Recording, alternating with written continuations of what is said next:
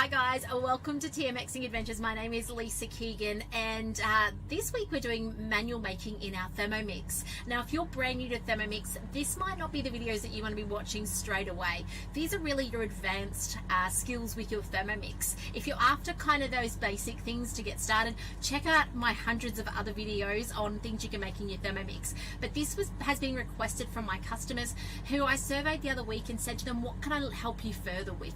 What are you still lacking confidence in? And this was one of the things that was mentioned. I thought, oh, let's do it. So luckily, when I became a consultant 7 years ago, I came into the world of our TM31, and TM31 was all about learning a whole new way of cooking. You couldn't grab a guided recipe like you can on a TM5 and a TM6.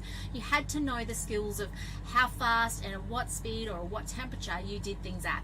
So you had to follow a cookbook, and yes, how things have changed, and thank goodness they've changed. But there might be still times when you want to follow, when you want to actually follow like a traditional recipe. Maybe you've looked at a Coles magazine or something and gone, how do I make that in my Thermomix? That looks delicious. So I hope you've learned some skills from last week and into this week to be able to do this. Now this week we've leveled up. We've taken it from just the chopping and milling and blending, and we're now moving into the cooking. So today I want to replace your steamer. If you've still got a Thermomix, and you've still got a steamer in the cupboard, I want to show you how that can go to lifeline. So today I'm just purely going to steam some veggies and meat. Now it's super easy. There's a couple of rules I want to tell you about, or guidelines. I don't like rules really. I'm not very good at following rules. As you guys know, when I match up things and I make it up. But one of which is the amount of water you need in your bowl. So your water in your bowl is actually what then creates the steam in your Varoma. We're going to use our Varoma today. A little bit of a show of hands. Say hi if you're on today, and I'd love to know, do you like using your Varoma? Or are you what's a Varoma? Oh, I forgot I had that in the back of my cupboard. I've met quite a few people over the years who forgot that their Thermomix came with the Varoma. So I hope today you'll dust it off if it is in the back of the cupboard and get using it. It expands your capacity. It's a really healthy way of cooking. So let me give you a bit of an introduction today. So we put water in the bowl. Now it doesn't have to be water. It could be pumpkin soup. Okay, it could be even something like a mince mix in there. I do savory mince in the bottom and I steam stuff on top. But for the sake of today and back to basics, we're going to just put water in. Now, how much water you put in depends on how long you're going to cook for, because it's going to evaporate over time. It's creating steam. So if you're just cooking for half an hour, you need half a litre of water.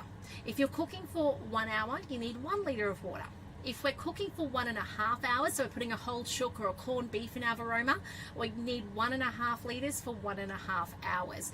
That's a really good guideline for then, how much liquid, all right, in the bottom. Particularly water. I mean, things like pumpkin soup and savoury mince, they don't evaporate quite as fast as you'll find your water does. So first thing we're going to do is we're doing today some diced chicken in the tray of the Varoma and just some veggies, really simple, in the bottom base. And I'm not going to worry about the simmering basket today. That'll come in another day this week. So first thing we're going to do is we're going to put in the 500 grams. So I know that this is a small item. I know it's not going to take long to do. So I can just put 500 grams in, okay, approximately. Please don't get hung up on the, 50 grams here and there. As I said though, if I was putting in some really chunky, maybe I was doing big potatoes, full potatoes, you'll want to do an hour. So you'll then want to put 1 litre in there, okay? But today I've just got little veggies. My chicken is diced up. I always pre-dice and freeze mine in these awesome bags from the mix shop. So I'm going to show you how to do that. I'm also going to show you how to keep your Varoma tray clean too. So that's done. Simple as that. As I said, if you really want to take this next level, put your simmering basket in, you can load that up as well. All right, but for today, for what we're doing, I'm just going to show you what I'm doing for hubby and I. So let's go back to our driving screen. We can get this water started to heat up straight away. Now on a TM6, you've got the kettle feature. Amazing, I love it, okay? So you could just scroll over and go kettle 100 degrees and turn that on, and it'll keep heating up for the next couple of minutes till it's boiling. TM5, TM31 owners, you need to go to your timer. You need to put it on about 7 minutes. You need to put it on Varoma, and you need to put it on speed 2.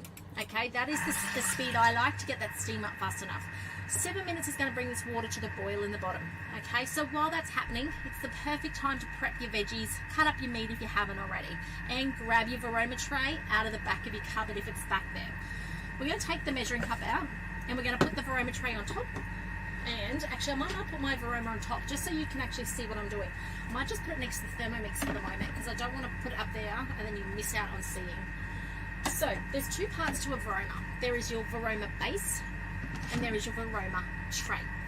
Tray is optional. So when I do a whole chook or a corned beef, we don't use the tray. You can't fit it in there. But when I do layered dishes, veggies in the bottom, meat on top. Now you're probably wondering about meat juices dripping down. It doesn't matter so long as by the time you get to the end of the cook time, your meat is sealed. Even if you've got to extend your cook time longer, as long as your meat's sealed, then those juices aren't actually running out onto your food below. If it is, for some reason you're packing your chicken so tight that it hasn't cooked through, I always tell people, put that aside, cook your veggies for 5 minutes longer. That'll kill the raw juice on that. Tip that aside and then put this back in place, put your chicken on top and finish the chicken cook time. Okay, so that's a little way around that. If you ever find that, and it's happened to me usually when I pack this tray too tightly. So now, trick to washing up. Now you can put these through the dishwasher. However, I'm in the caravan, I don't have a dishwasher. So what I want to do is I want to put wet baking paper on it. So scrunch it up, run it under water. And it does two things. It stops those meat juices getting through, which I actually don't care about. The important thing for me in the caravan is washing up.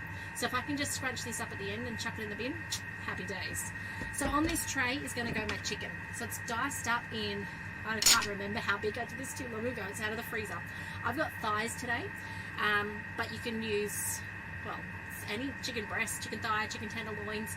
You can even do pork and stuff. The only thing is, as you steam it, it doesn't get a colour to it. So that can be a little bit off-putting because you expect, if I was cooking a steak, you expect that it would get brown, right?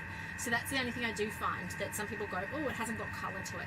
If that does bother you, steaming it is beautiful though, because it's so soft and tender inside. But if that colour bothers you, fry it off in a fry pan for just 30 seconds at the end. Give it an outside colour. But it doesn't matter today for what I'm doing. So in this goes, most of them are cut up in strips about, I'm just going to show you, about that size. So I just want to spread them all out. Oh, the centre's still a little frozen, so I'll just have to keep an eye on the cook time. Now chicken, have a look in your basic cookbook, but I find chicken cut up like this tends to take 12 to 15 minutes, okay? So that's a good starting point. Now when it comes to adding your vegetables underneath, excuse me while I wash my fingers. When it comes to adding your veggies underneath, it depends what you've got. If you've got potato and sweet potato and carrot, you're going to want to add them now. However, if you've got, like I do, the smaller things, I've got some cauliflower and I've got some asparagus and I've got some snow peas. They are going to go in with only 5 minutes to spare, a bit like you'd expect in your steamer at home or over your boiling water at home. So I'm going to put that on.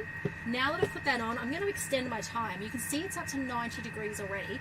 3 minutes is not going to be long enough to cook my chicken, right? But I said 12 to 15 minutes. So I'm now going to put the 15 minutes on the clock, because 2 plus 12 approximately makes it about 15, and I'm just going to let that go. Now what I love about steaming chicken, or steaming meat in general, is how soft and tender it becomes. You don't overcook it. You can't overcook it to dry because you're cooking with steam. You're cooking with water. So I love that component of it.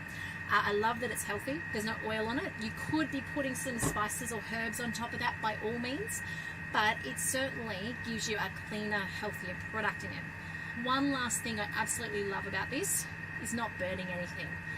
Before I had a Thermomix, and some of you guys have heard this, I was renowned for boiling over things, boiling dry, burning things, because I'm just impatient. How quickly can I get in and out of the kitchen? I don't want to be in the kitchen, and when you're doing it on a stovetop, what do? You turn that boiled water, that temperature on the dial right up, and then it boils over, right? So you're off doing something else, and here you are with your steamed veggies well and truly overcooked, no water left in your pan, it's boiled dry, mess. You don't get that with the Thermomix. So that's what I love the most about the Thermomix, is it means that I'm no longer cooking things dry, burning them, boiling them over. It takes that guesswork out of them. The thing that we would do most common in here is actually potato chips, homemade potato chips with carrots, sweet potato and potato, sometimes pumpkin, but we don't tend to steam pumpkin first. All we do is we slice them up, put them in for 12 minutes over the half litre of water, and then fry them off. At the moment in the caravan we're on the barbecue, but at home we've got an air fryer. We've also used the oven as well. So that's probably what we most commonly steam in the Thermomix. But things like this, I guess as well, we do regularly as well. But the kids love those potatoes. At least twice a week we're doing that. So that's the steaming component.